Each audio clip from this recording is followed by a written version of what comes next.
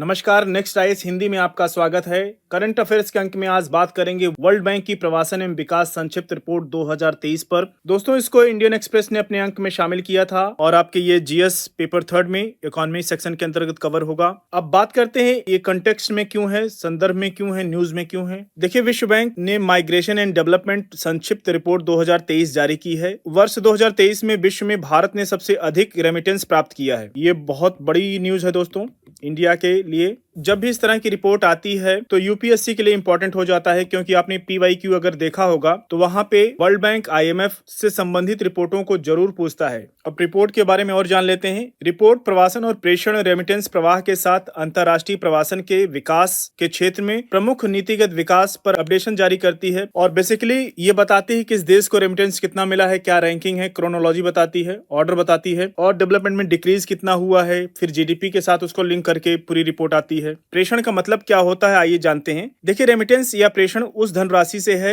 जो प्रवासी विदेश में काम करते हैं। माइग्रेशन, मान लीजिए आपके ब्रदर और सिस्टर या कोई और रिलेटिव चले गए हैं, यूरोप में चले गए हैं या फिर यूनाइटेड नेशन में, अमेरिका में चले गए हैं, यूएस में या गल्फ कंट्री में काम करते हैं। वहां से जो पैसा भेजते हैं आपको या आपके रिलेटिव्स को, उसको रेमिटेंस बोला जाता है। ठीक है। अब देखिए दोस्तों, ये वाली रिपोर्ट तो हम लोग जान ही गए हैं। आइए ये भी जान लेते हैं वर्ल्ड बैंक और कौन कौन सी रिपोर्ट जारी करता है जिन पर यूपीएससी ने क्वेश्चन पूछा है और आगे भी पूछ सकता है। आपके प्रीलिम्स के लिए इंपॉर्टेंट तो है ही है, मेंस के लिए भी इंपॉर्टेंट है। देखिए, वर्ल्ड डेवलपमेंट रिपोर्ट WDR के नाम से वर्ल्ड बैंक जारी करता है। ग्लोबल इकोनॉमिक प्रोस्पेक्ट GEP जारी करता है। फिर ग्लोबल फाइनेंशियल इंक्लूजन डेटाबेस जारी करता है, फाइंडेक्स के नाम से बोलते हैं। Poverty and shared prosperity report भी जारी करता है। दोस्तों, ease of doing business report का आपने नाम सुना होगा। अभी वर्ल्ड बैंक ने उसको बंद किया हुआ है, उस पर कोई चर्चा नहीं हो रही है, तो इसकी चर्चा हम आगे इसलिए यहाँ पे नहीं कर रहे हैं। जैसे उस पर कोई न्यूज आती है, अपडेशन आता है, जरूर आपके लिए लाएंगे हम। अब देखिए, रिपोर्ट की हाइलाइट्स को जान लेते हैं। क्या की हाइलाइट्स है या क्या प्रमुख बिंदु हैं। निम्न और मध्यम आय वाले देशों के लिए प्रेषणों की वृद्धि में 2023 में 3.8% तक धीमी हो गई है, जो पिछले 2 वर्षों में 9% थी। अगर आप इस चार्ट को देखेंगे, इस बार ग्राफ को देखेंगे, आप देख रहे हैं 2018 तक 9% तक था। उसके बाद देखिए डिक्लाइन हो रहा है, 3.5% गया, आगे फिर गिर रहा है। देखिए, संयुक्त राज्य अमेरिका जो है वो रेमिटेंस का सबसे बड़ा सोर्स है इंडिया का। वहां सबसे अधिक रेमिटेंस आता है भारत में, क्योंकि बहुत इंडियंस वहां एनआरआई काम करते हैं, जॉब करते हैं, जो इंडिया को पैसा भेजते हैं। अब बात कर लेते हैं जो टॉप रिसीवर्स हैं रेमिटेंस के। 2023 में शीर्ष 5 प्रेषण प्राप्तकर्ता देशों में भारत पहले नंबर पे है, $125 अरब के साथ। मेक्सिको $67 अरब के साथ दूसरे नंबर पे है। चीन $50 अरब के साथ तीसरे नंबर पे है। फिलीपींस $45 अरब के साथ चौथे नंबर पर है और मिस्र $24 अरब के साथ 5वें नंबर पर है। दोस्तों, इससे जुड़ा हुआ एक बार ग्राफ आपको आगे हम दिखाएंगे। देखिए, भारत के लिए मुख्य योगदान कारक में अगर बात करें, ये जो कंट्रीब्यूशन में फैक्टर है वो इन्फ्लेशन, जो महंगाई कम हो रही है, और उच्च आय के स्रोत वाले देशों में जहां पे जिनकी इनकम हायर लेवल की है और जहां पे श्रम बाजार बहुत मजबूत है, लेबर मार्केट बहुत मजबूत है, खास करके चाहे अमेरिका, ब्रिटेन, सिंगापुर में उच्च कुशल भारतीयों से प्रेषण बढ़ाया है। हाई स्किल्ड लेबर वहां पे काम करते हैं, विशेष करके सॉफ्टवेयर इंजीनियर, डॉक्टर। इन देशों में भारतीय engineer,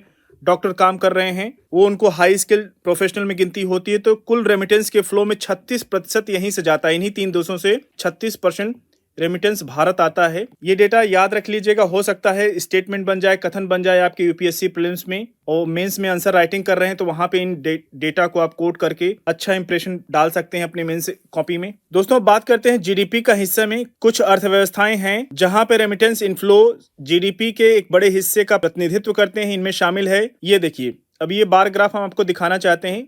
top recipient of remittance among low and middle income countries 2023, India पहले नंबर पे है, फिर आपका मेक्सिको है, चाइना तीसरे नंबर पे, फिलीपींस, इजिप्ट, पाकिस्तान भी आ गया है 6वें नंबर पर, बांग्लादेश, नाइजीरिया, ग्वाटेमाला, उज्बेकिस्तान। दोस्तों, फिर परसेंटेज ऑफ जीडीपी 2023 है ये, तजाकिस्तान पहले नंबर पे है, टोंगा है, समूआ है। ठीक है। भारत में प्रेषण वृद्धि 2023 में 12.4% तक आधे से कम होने की उम्मीद है। क्यों? 2022 में 24.4% था दोस्तों, इसलिए कम हो गया है अब 2023 में। संयुक्त अरब अमीरात भारत के कुल रेमिटेंस का 18% देता है, कंट्रीब्यूट करता है। और यह संयुक्त राज्य अमेरिका के बाद दूसरा सबसे बड़ा सोर्स है। यह भी इंपॉर्टेंट डेटा है दोस्तों। यूएसए के बाद कोई देश है जो सबसे ज्यादा रेमिटेंस भेजता है, यूनाइटेड अरब अमीरात, क्योंकि गल्फ कंट्री में बहुत भारतीय रहते हैं और लगभग 40 लाख के आसपास भारतीय रहते हैं जो योगदान देते हैं रेमिटेंस भेजने में। आगे चर्चा करते हैं उनकी। दोस्तों, एक प्राधिकरण समझौता हुआ है। प्रेषण प्रवाह को विशेष रूप से 2023 में संयुक्त अरब अमीरात के साथ भारत के समझौते से फायदा हुआ है। सीमा पार लेन देन, क्रॉस बॉर्डर ट्रांजैक्शन के लिए स्थानीय मुद्राओं में लोकल करेंसीज में उपयोग को बढ़ावा देने के लिए एक ढांचा स्थापित किया गया है। अन्य प्रमुख सोर्सेज की बात करें तो संयुक्त अरब अमीरात के अलावा सऊदी अरब है, फिर कुवैत है, ओमान है, कतर है। भारत के कुल रेमिटेंस का 11% इन्हीं देशों से आता है। आपसे भी मैं बताया 40 लाख भारतीय प्रोफेशनल और लेबर रहते हैं वहां पे, तो वो पैसा भेजते हैं अपने रिश्तेदारों को, अपने रिलेटिव्स को। दोस्तों, कम और मध्यम आय वाले देशों में प्रेषण प्रवाह की ग्रोथ 2024 में धीमी होकर 2.4% तक रहने की उम्मीद है। इसका प्राइमरी रीजन की बात करें तो कई उच्च आय वाले देशों में आर्थिक विकास, जहां पे जो विकसित राष्ट्र हैं उनकी इकोनॉमी या उनका इकोनॉमिक ग्रोथ स्लो हो गया है।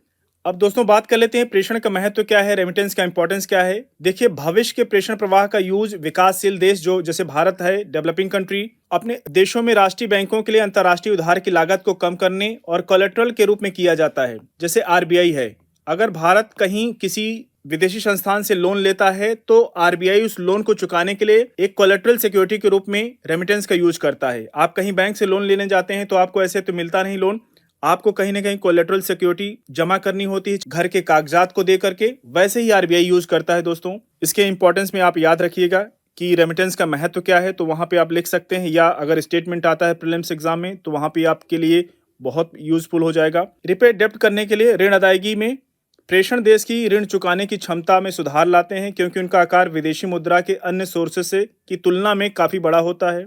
दोस्तों, आज के अंक को यहीं पर समाप्त करेंगे। मिलते हैं नेक्स्ट अंक में कुछ और ज्वलंत मुद्दों के साथ। तब तक जुड़े रहिए नेक्स्ट आईएएस के साथ। धन्यवाद।